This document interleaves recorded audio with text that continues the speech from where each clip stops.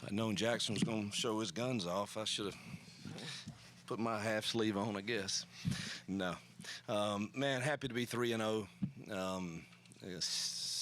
Tied the school record for consecutive sellouts, and we played 13 true redshirt freshmen today, and I just thought I think South Alabama's a solid football team. We've got a lot we can obviously improve on, but the goal of today was to be 3-0 out of the 1-0 today, and 3-0 headed into a conference play, and our team achieved that. So we're going to celebrate that and hopefully get some folks healthy and some rest this weekend and get ready to open conference play.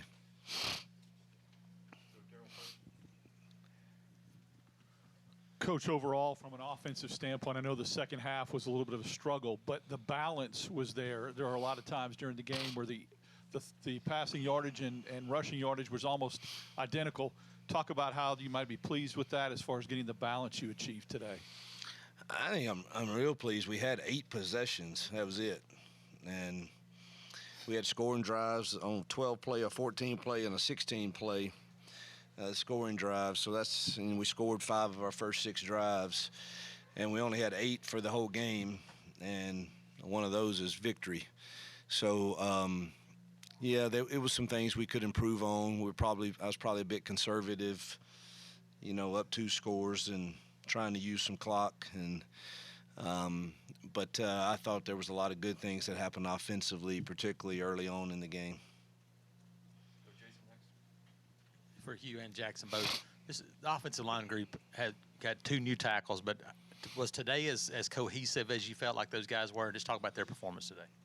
Jackson. Yeah. I thought they played their butts off again. Fantastic in the running game and fantastic in the passing game. They picked up, they were heating us up a good amount, and they picked up blitzes phenomenally. Says we got sacked 1 time, so they did a phenomenal job today. I'm proud of them. Yeah, I agree. I thought all the different looks you got from that crew, and thought they handled it well, particularly in the run game. And the first few drives, I thought the pocket was clean too, for him to be able to go through his progressions and throw good balls. So I thought the O-line played solid. Mike and then Ferg. Coach, last week you said that you had a goal to be balanced in that game. You guys achieved that. In week 1, it was heavy in favor of the run. What did you learn about your football team today, and what do you hope to fix headed into Oklahoma? I think we're still learning about us. We've got things you look at and try to improve. I did, like I said early on in the game, I thought we could throw or run and protect and go through progressions and give our receivers a chance to win routes. And obviously we felt like we could run the ball too. So I hadn't seen the stats. We have to be close to I think we've got to be fairly balanced. Yeah, I think we've got to just continue to work on protection, route understanding, and Jackson makes sure he knows what the coverage is when certain routes are called. And we'll continue to work on that next week. Defensively, we've got a lot to work on from this game. I do think South Alabama presents a challenge offensively with all their 12 personnel movements and pitchers, and got a really good running back too. And I thought they played extremely hard.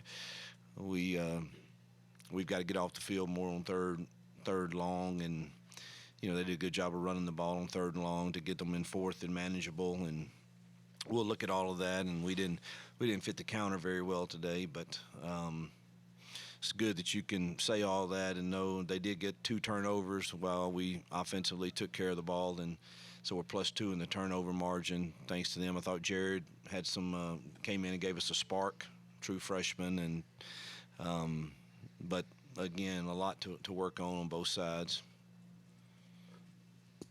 Jeremiah, another huge game for him on the ground. Just his ability to step in and be that between the tackles back for a guy that's kind of been more of a speed guy for his first 2 seasons. Just how big has that been, especially with Damari being down and Darrell as well? Yeah, it's big, and I think my prediction back in summer and spring meetings and everything that he would have a breakout year, I think, is becoming true, and it's 2 consecutive 100-yard games in a row. And I thought they were tough runs today too, a lot of them. And number one, he took care of the ball very, very well. I thought it was. I never saw it really loose on him, and that's something we've worked on with him a lot. Give Coach Nix and Coach Spurlock a lot of credit for that. And it's good to see him have that success, and it's much needed. Hopefully, we can get healthier. We had several kids out today. Some probably could have played, like Malcolm or Rayshawn, but or Champ, but it was probably best that they not. And now we had a few more get dinged up today, so we got to try to get healthy pretty quick. Jackson, it's either you or Jeremiah that's been running it in to score a touchdown. What's it like having somebody like that you can rely on? Yeah, it's awesome. I trust Jeremiah, and that goes for every one of our backs too. I thought Omar played a great game today, was very physical, and the same thing with DA too. But, having a guy like Cobb that I know can run and, get a dirty 5 yards just gives me peace of mind, knowing in the RPO game if there's any indecision at all, if I hand that ball off, I know we're going to go get 4 or 5 yards. I believe you referred to the defense as sleepwalking, coming off the field at halftime, and they come out and give up that 11-play, 75-yard drive. What do you think was happening on that side of the ball? Well, give credit again to South Alabama, but we certainly we've got to fit the run better.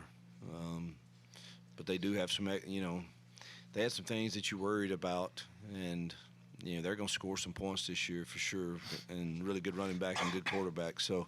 But there's no question we could play better than we did today, and I don't think anyone can argue that. And that the standard is that we should do that each time out, and not sure that anyone would say that was the standard to which we have to play to win games next week and the following weeks. I know you kind of mentioned you had some guys that probably could have gone today, but we saw Amaris exit and then Jay kind of limp off the field. Do you have any update as to what's going on with those guys? Morris separated his shoulder. It went right back in, so we'll have to see how sore and swollen that is. Jay had a knee-to-knee deal, and not sure exactly the extent of that. And then Eric Singleton had a hip pointer right at some point in the game too. So we've got some work to do in the training room the next few days to hopefully get everybody healthy.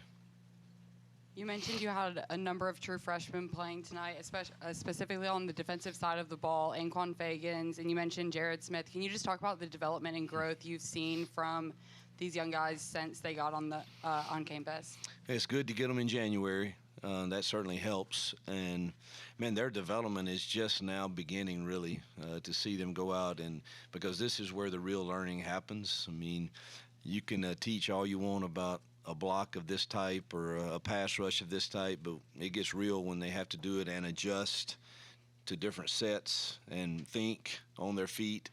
And there was a lot going on, obviously, with those young kids out there. And good to see them have success. But there are also times that we were lined up a little wrong, and, and those will sting you at times. But no question, all of those young kids that were playing, the 13 guys that we played today, we believe have bright futures. Similar to that, but those guys kind of came in the fourth quarter when South Alabama could have made it a one-possession game. Just how big was it for them to get that experience in kind of a crucial moment of the game? Yeah, that's kind of what I was referring to. Is it just there's no better teaching than that experience, and it wasn't like it was the game was over. I mean, those were critical drives there at the end, and you see a bunch of freshmen out there, Winters, Fagans, Jared, Darian. I don't know if Autry was out there then too, or I don't know. There was a lot of young guys out there for sure. Would be at nickel. So and the linebackers were. I know Melendez was out there a lot, and so was Diaz. So I just rhymed off a bunch of true freshmen that were on the field in critical drives. So that experience is nothing that can replace that. Jackson, I know Eric had to leave early, but you were at one point was 6 of 6 throwing to him and moving the chains. Had some big catches for you. Just how reliable has he been? These first few weeks, just being a guy that can kind of get open and stay open. Yeah, he's been great. We had I think that first drive was huge for us. We ran our mesh concept, and he got open, just find space, and he has a knack of getting open. And remember another time he ran a little stick route, attacked that Tampa middle safety, and spun him around after the ball. I remember smiling during that play and throwing the ball to him. But he has a knack of getting open. It's been good. You know, that's a guy that I can trust on normal downs and third downs too, to go and run his route the correct way and find space. This is for both y'all. Just think about your team for the last 3 years. You've just had a different one each time, and they've been growing in some sort of way. You've been finding consistency with this team. Now 3-0, you're going into Oklahoma, you're going back home. How are you going to find that consistency, and how are you going to shut out the noise that's on the outside? The noise won't bother me at all. You can ask, Jackson can respond to that. I'm not on much anymore. I don't even know what happens very much. So there won't be any noise that bothers me. What would bother me is what I see on tape that we got to go get prepared for to play a road game in this league, which is always difficult against a really good football team. And that's my total focus, and finding a plan that gives him a chance and our offense and our defense a chance to have success in that environment against that team. So that's easy for me.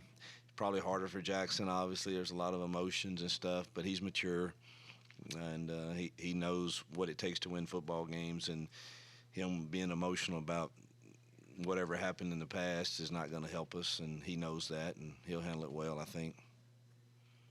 Yeah, I mean, I'm not on social media either, so there's no noise for me.